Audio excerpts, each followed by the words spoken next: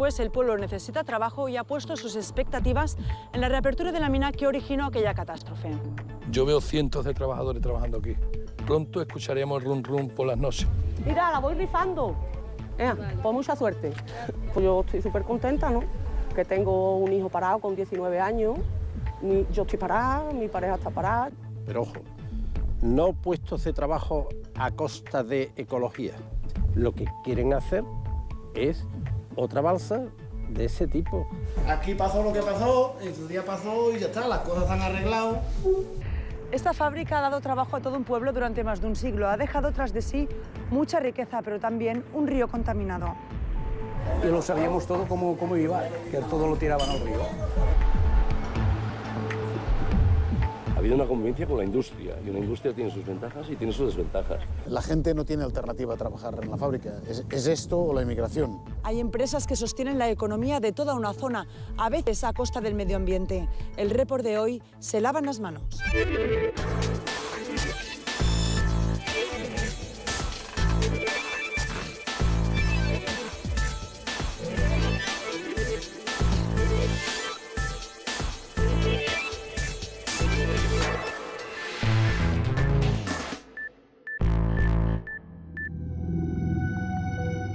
El pueblo sevillano de Aznalcóllar nunca ha superado la crisis que supuso el vertido descontrolado de lodos tóxicos sobre el río Guadiamar en 1998. Como consecuencia del desastre, Boliden, la multinacional sueca que explotaba la mina, cerró dejando a más de 1000 personas en la calle.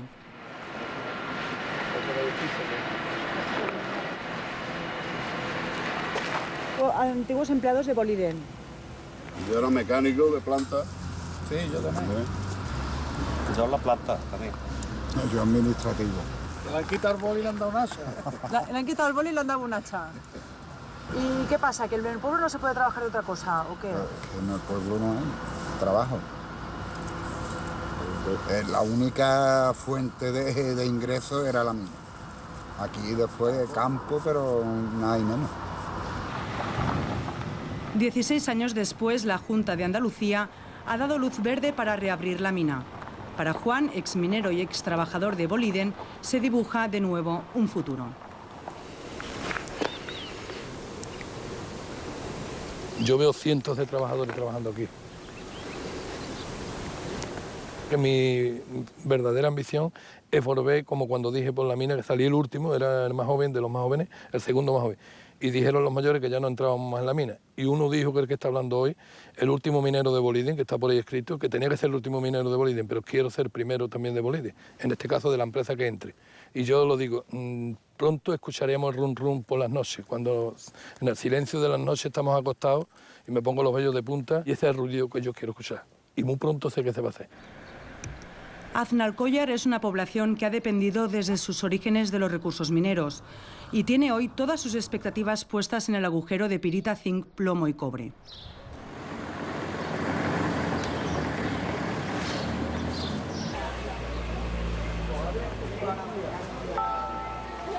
Buenos días. Mira, la voy rifando. A €1 la carta. Dame una, a ver si nos toca. Tú me la dices, ¿cuál es? Si te toca, a tu casa te la llevo, ¿vale? Vale. Pues mucha suerte. María, ¿esto cómo va? Yo rifo las 48 cartas estas, ahora compro otra baraja de cartas. En un bar la corto y, por ejemplo, sale esta. Pues este es el número que ha salido, este es el número que se lleva a la baraja de cartas. Ahí la maceta de espárragos. Y me gano la vida, me gano un suerdecito, vamos. Esto se llevó ayer mi pareja para cogerlo de las 8 de la mañana hasta las 3 de la tarde. Y yo voy a pegar un montón de patadas y lo que voy a ganar son 48 €. Buenas. Buenas.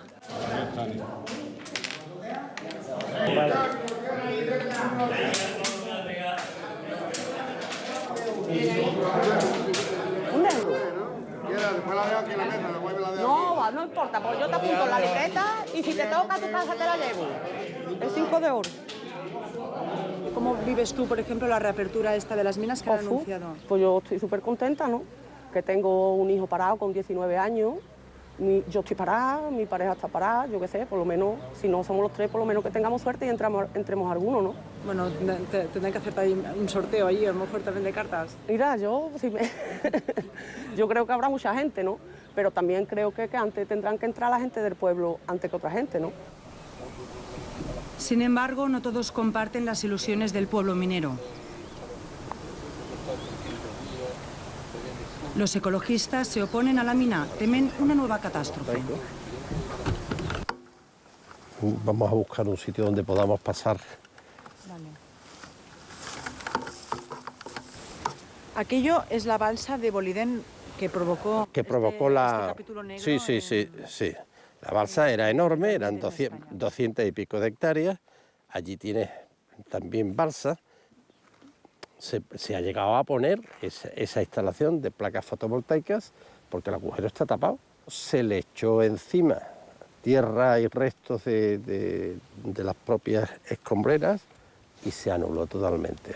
Lo que sucede es que ahí hay un fango que está ahí y que allí abajo, en la parte baja, pues hay filtraciones. Filtraciones de la balsa. Ahí tienes los tubos, están filtrando. A ver.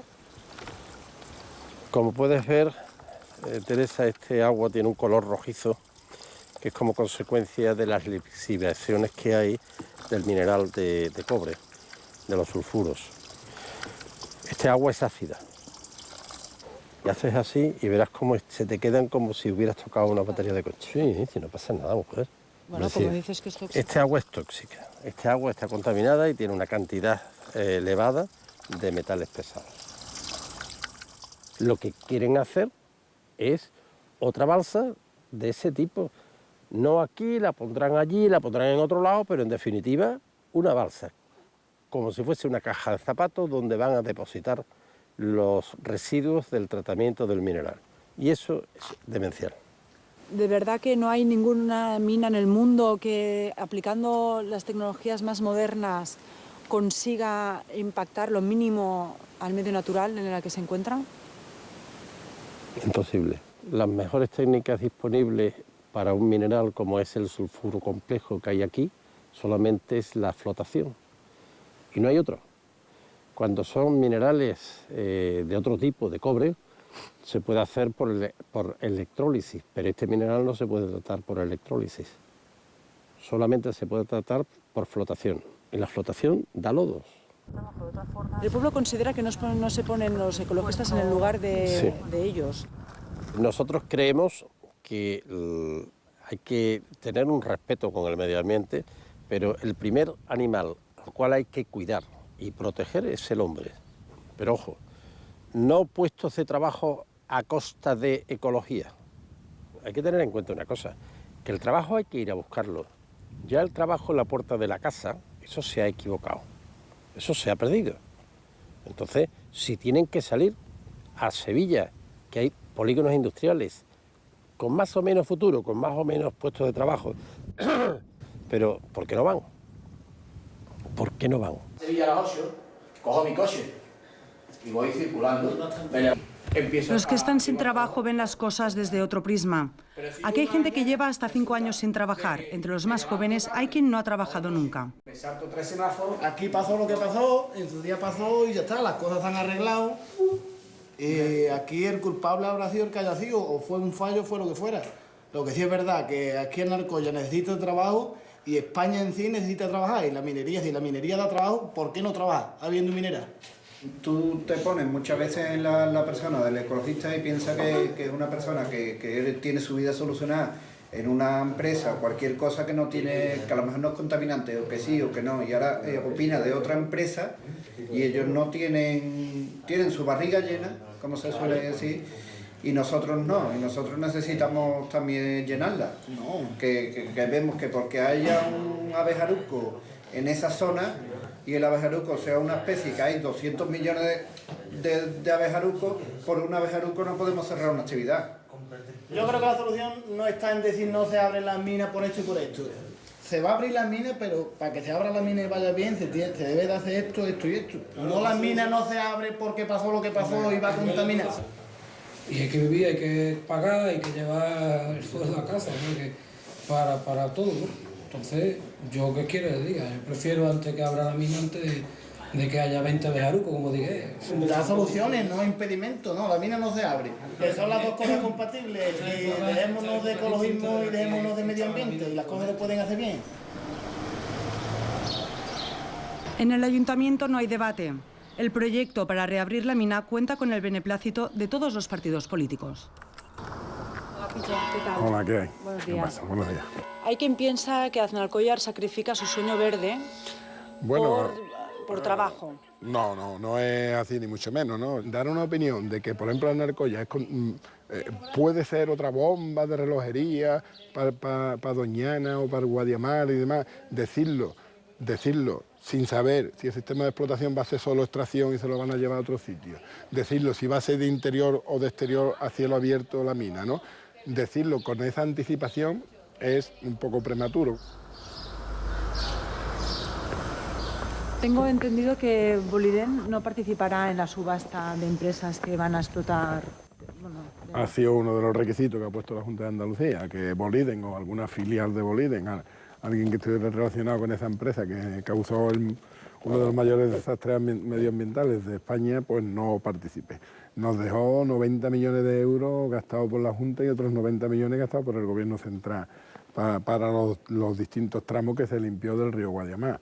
Se fue de rosita. ¿Qué es lo que pasa? Que ahora podemos estar en el caso porque a las multinacionales no podemos facilitárselo todo, ponerle el plato de gamba y el plato de jamón por delante. Porque, entre otras cosas, las gambas las pegan con una mano y después te dejan las cáscaras. Y las lonchas de jamón las cogen de 3 en 3 y te dejan el hueso. A veces, a cambio de trabajo, por trabajo, ¿crees que nos vendemos barato? Entre otras cosas porque ellos, como son potentes, pues ponen encima de la mesa sus condiciones y normalmente las administraciones, ante la necesidad que existen de trabajo y el índice de desempleo tan elevado que hay, pues sí, facilitan ciertamente las cosas. Pero en este caso el pliego de condiciones que ha puesto la Junta es bastante exigente y además la puntuación que otorgan en el pliego de condiciones valoran muy positivamente, de hecho de 100 puntos, 30 son por las exigencias medioambientales. Tras las casas de Suria y Sallent se dibuja un paisaje lunar. Esta gran montaña blanca no es más que sal, residuos de las minas de potasa que explota la multinacional israelí Iberpotash. Y aunque parezca inofensiva, no lo es. Sobre la montaña pesa la sospecha de ser la fuente que contamina el agua de esta zona. ¿Todo eso es montaña de sal residuo? Todo es un residuo, todo es montaña. Sí, para que tengamos una idea, son 80 campos de fútbol de extensión. Es decir, es una cosa descomunal. Nosotros hemos contado por encima que un mínimo de 3 millones de euros se gastan de más en la desaladora de Abrera para potabilizar el agua que en otras potabilizadoras. ¿Por qué es más cara la de Abrera? Porque el agua viene salada. Entre todos pagamos lo que la empresa contamina. Fíjate, sale de aquí dentro. O sea, esto nos muestra que se forman, que hay en algún sitio entradas de agua y que sale por aquí. Sí, es salada. Tiene un gusto como agrio salado de la potasa, ¿no? Cualquier cosa que toca esta agua salada lo mata al instante. Es decir, aquí no hay nada de vida. De hecho, el problema no está aquí. Es decir, que se mueran unos pocos árboles no es el gran problema, ¿no? El problema es que este agua, que todo lo que toca lo mata, va a parar al río. El río donde todos bebemos. Es necesario subir más de 500 metros de altura para llegar a la cumbre de este montón de sal. Iberpotash ha logrado encontrar la forma de reducir su impacto medioambiental sacando un rendimiento a sus residuos. Luis, estamos aquí encima de la montaña de sal. Sí, ahora estamos encima de la montaña. Esto es un depósito salino que está preparado para comercializarlo en su momento. Esto no es un residuo, esto es una oportunidad de país. Aquí tenemos una cantidad de material comercializable que en su día va a dar puestos de trabajo y va a dar riqueza al país. ¿Tenéis alguna asignatura pendiente con el medio ambiente? ¿Consideráis desde Iberpotash en este sentido? Nosotros consideramos que este depósito salino está gestionado. En todo el perímetro de la montaña, absolutamente en todo el perímetro de la montaña, hay un canal que recoge las aguas salinizadas que por la lluvia y por la propia humedad de la sal va dejando la montaña. Siempre superficial, porque la infiltración perpendicular no existe. Lo que es el corazón de la montaña es absolutamente impermeable. En base a cristalizaciones progresivas es absolutamente impermeable. En esta zona sí que existen lugares donde la concentración de salinidad es muy alta. Hay que considerar que estamos en una zona que el subsuelo es salino de forma natural y eso contribuye a que haya alguna zona con una concentración de cloruro sódico un poco más alta de lo normal. Hay algunas zonas en las que evidentemente hay una serie de surgencias salinas de origen indeterminado. ¿Y indeterminado? Indeterminado, pues no olvidéis que estamos... O sea, depende de que no se podrá saber nunca o hay estudios, ¿no hay se han hecho estudios, los estudios suficientes? Sí, se han hecho miles de estudios, hay estudios que dicen, de todo tipo. Básicamente lo que no hay que olvidar es que el subsuelo de la comarca del Valles es absolutamente salino. Entonces, gran parte del origen de esta salinidad es natural. La Comunidad Europea investiga si el gobierno catalán invierte en potabilizadoras que limpian la sal en el agua y si este gasto debería asumirlo la mina. Es nuestra principal empresa en el sector minero, está extrayendo unas cantidades respetables de potasa que vende internacionalmente y, por otro lado, ha comprometido unas inversiones cuantiosas, no solo para aumentar su producción de potasa, sino para poder aprovechar otros subproductos de la extracción minera para generar nuevos bienes que puedan también comercializarse. La gente de la zona habla, aparte del impacto paisajístico, de un impacto ya más profundo de salinización del agua y del territorio que ha provocado que la Administración tenga que invertir dinero público en paliar este fenómeno, de la salinización del agua. Es lógico que cuando aparecen estos fenómenos, pues la acusación revierta rápidamente hacia una actividad explotadora de sal y, por lo tanto, se busque una relación causa-efecto. Nosotros no la tenemos tan clara. Existen controles, estos controles dan resultados discutibles, pero en cualquier caso sí que se están tomando medidas para que se minimicen las posibilidades de ese impacto. En la zona hay voces que acusan a la Administración de ser condescendiente con la empresa por su importancia económica y a los trabajadores de mirar para otro lado por mantener el sueldo. La empresa, pues para sus beneficios, utiliza a los trabajadores y más que en estos tiempos de crisis, pues claro, se tiene miedo y se posicionan mucho más con la empresa de lo que se tendría que posicionar, porque en un momento dado la empresa esta encuentra un filón de potasa en otro lugar de la tierra y esta no le sale rentable, en 3 meses cierra todo el chiringuito del Valles y los deja a todos los trabajadores en el paro y en la calle, porque cuando se vaya la empresa esta, eso se quedará ahí y no tendremos agua potable, los campos estarán con sal. Somos conocedores de que nosotros hoy por hoy manejamos un producto muy necesario. Las ventas de potasa es un material que ha subido la hostia, que se está pagando ingentes cantidades de dinero, incluso cosas bárbaras. No tenemos un miedo a que la empresa, por invertir en medio ambiente, pueda suponer el cierre de la mina. Lo que pasa es que lo que es insostenible son las ganancias que los empresarios hoy día están tomando por explotar una mina. Oye, las ganancias han de ser menores porque se ha de invertir más en seguridad, se ha de invertir más en medio ambiente, se ha de invertir más en un montón de cosas. Lo que es insostenible es que todos sean ganancias sin ningún esfuerzo. Eso es lo insostenible. Flix, este pueblo de Tarragona, abrazado por el río Ebro, ha vivido durante más de 100 años del cloro que produce una electroquímica. Hoy la fábrica de Ercros en Flix está en crisis y ni siquiera puede hacer frente a la parte que le corresponde en los trabajos de descontaminación del río Ebro. Hemos tenido que hacer un conjunto de obras previas para realizar el proceso en sí de extracción.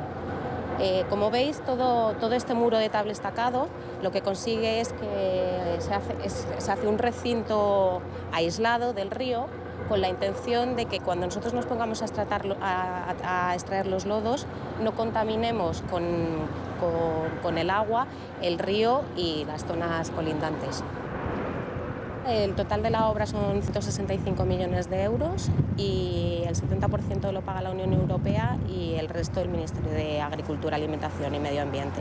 Bueno, existe un 10% que se reclama a la propia fábrica, pero bueno, es una sentencia que está ahí. En los tribunales. Sí.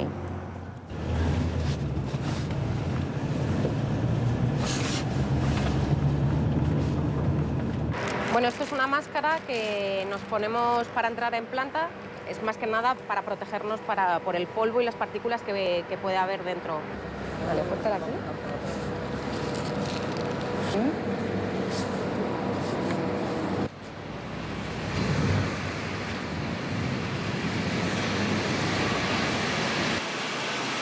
Las arenas y las gravas se separan y se lavan y el lodo se pasa a la zona de deshidratación.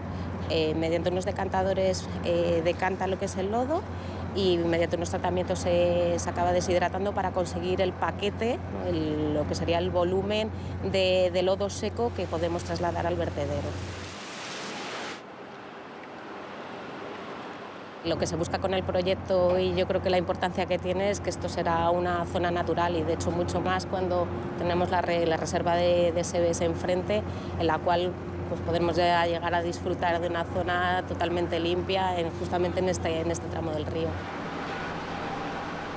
La fábrica, como la llaman en Flix, pasa por sus peores momentos y con ella el pueblo. Lo que parecía ser para toda la vida ya no lo es y la población sufre despidos cada año. Que yo no tengo nadie, por desgracia, en la fábrica, pero bueno. ¿Cómo por desgracia? Si todo se pudiera. Es un decir. Bueno, si puede... Claro, porque yo quisiera que estuviera alguien de mi familia en la fábrica. Que era como un chollo. No chollo ninguno, pero hombre, se ganaba siempre más. Mi marido está en la brigada y es 1000 euristas. Pues he dicho por desgracia, ojalá que hubiera entrado mi hijo. Tengo un hijo de 31 años, al par, no. Pero bueno, ahora están echando a gente, o sea que esto de ojalá ahora es relativo, ya no es tan seguro como antes. Ay, entrarán los que tienen padrinos. ¿Cómo se ha vivido este despido? Muy mal, así? el pueblo muy mal. ¿Por qué? ¿Por qué? Hombre, porque el cross era una fuente del pueblo donde casi todo el mundo dependía del cross. Bueno, pero en España están echando a mucha gente, quiero decir, porque Claro, porque aquí no iba a llegar, pero pensabais. lo veíamos lejos esto. Porque lo veíamos lejos. ¿Por qué? Pues porque son otras cosas que, sí, pasan en otros sitios, pero aquí no llegará, aquí no nos pasará. Nosotros somos, bueno, no nos va a pasar nunca esto. Es nuestra fábrica. Exactamente. ¿No? Exactamente. Sí. Después de 25 años en la fábrica y pensar que aquí me jubilaría a los 62, 63 o 65, pues imagínatelo tú que un día de golpe y porrazo te encuentras que la empresa, con su delicadeza que tiene, porque tiene una delicadeza digna de mención, ellos pusieron en el tablón de anuncios la lista de despedidos. Como cuando eras estudiante ibas al instituto a ver las notas en julio y dices, mira, he aprobado, este verano me lo pasaré bien. ¿Qué pasa, Paco? ¿Cómo estamos? Bien. ¿Cómo va la vida? Bien. ¿Bien? Muy bien, vamos. ¿La vida nueva cómo va? ¿La vida nueva? Sí. Como si no hubiera trabajado en mi vida. ¿No hubieras trabajado en tu vida? No he notado absolutamente nada. Esta empresa siempre se había significado por ser negociadora. Y de negociarlo todo lo negociable a no querer sentarse ni hablar, que fue este expediente. El expediente fue puesto encima de la mesa y dijo, esto es lo que hay. El trauma, pues que se vaya gente como mi hijo con 34 años, porque yo no tengo problemas. Yo de aquí 2 años... ¿Os habéis si ido tengo dos en salud, tu casa a la vez? Sí, sí. Pues ahora, o sea, pasan dos cosas, que ha habido el despido y además se ha descubierto todo este fondo de lodo tóxico que hay en el río, que se está limpiando. O sea, un poco cómo vivís las dos cosas a la vez. Ha habido una convivencia con la industria, y una industria tiene sus ventajas y tiene sus desventajas. Pero es la ley la que manda. Pensemos que hasta el año 88 no había ninguna legislación al respecto. ¿Que nosotros éramos condescendientes? No lo creo. Simplemente había una industria, vuelvo a repetir, como la nuclear tiene los residuos.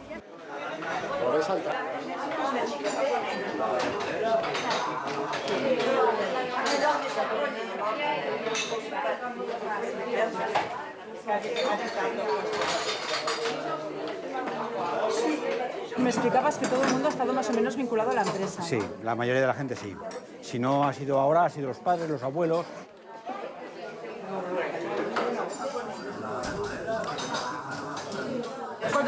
estado trabajando en la fábrica? 50 años. Ya mis padres ya trabajaron y mis suegros ya estuvieron en la fábrica. Siempre, y eran para ellos aquello como si fuera su casa, como yo. Antes se decía, a lo mejor un payés, porque aquí también había muy...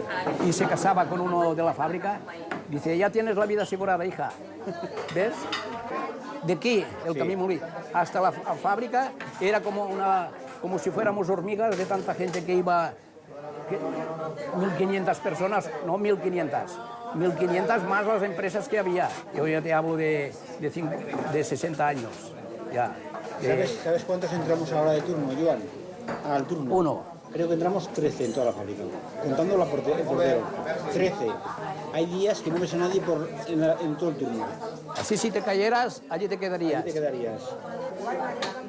Lo que hicieron con la fábrica, ya lo sabes.